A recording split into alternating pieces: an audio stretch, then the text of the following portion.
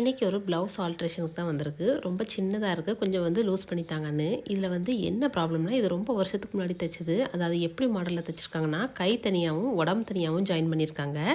இதில் வந்து நம்ம லூஸ் பண்ணணும்னா கொஞ்சம் வேலைகள்லாம் பார்க்க வேண்டியது இருக்குது. இதுக்கு வந்து நம்ம 2 ஜாயின் பண்ண இடம் இருக்குது பார்த்தீங்களா, அதில் வந்து நம்ம வந்து 2 சைடும் ஒரு அரை இன்ச் அளவுக்கு இல்லைனா 1 இன்ச் அளவுக்கு நம்ம ஃபஸ்ட்டு பிரித்து விட்டுக்கணும். பிரித்து விட்டுட்டு அதுக்கப்புறமா தான் நம்ம தையல்களில் மீதி உள்ள உடம்புல உள்ள தையலையும் கையில் உள்ள தையலையுமே வந்து நம்ம பிரிக்க முடியும். இப்போ இதை பிரித்து எடுத்துட்டேன். எடுத்ததுக்கு அப்புறமா பார்த்தீங்கன்னா, இதை வந்து நம்ம இப்போ தைக்கிற மாடலில் நம்ம வந்து கையையும் உடம்பையும் ஜாயின் பண்ண போகிறோம். அதுக்கு நம்ம வந்து எவ்வளோ லூஸ் வேணுமோ அந்த அளவுக்கு கீழே உள்ள உடம்பு பாட்டையும் நம்ம வந்து கை பாட்டையுமே வந்து பிரித்து எடுத்துக்கலாம். இப்போ இவங்களுக்கு இந்த தையல் இருக்குது பார்த்தீங்களா, இதுலேருந்து இப்போ லாஸ்ட்டாக ஒரு தையல் போட்டிருக்காங்க இல்லையா, அது வரைக்கும் லூஸ் வேணும் அப்படின்னு சொல்லியிருந்தாங்க. அப்போ மீதி இருக்கிற 2 தையலுமே நான் பிரித்து விட்டுக்க போகிறேன். கையிலையும் உடம்புலையும் தனித்தனியாக பிரித்து விட்டுக்க போகிறேன்.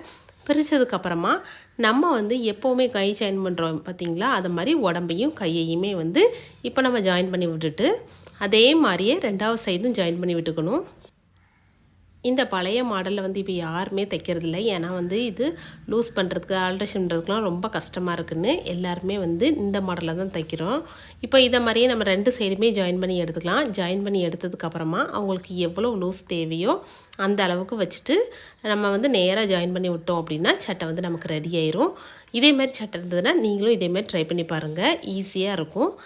பிடிச்சிருந்ததுன்னா ஒரு லைக் பண்ணிவிட்டு நம்மளுடைய சேனலையும் சப்ஸ்கிரைப் பண்ணிக்கோங்க. தேங்க்யூ.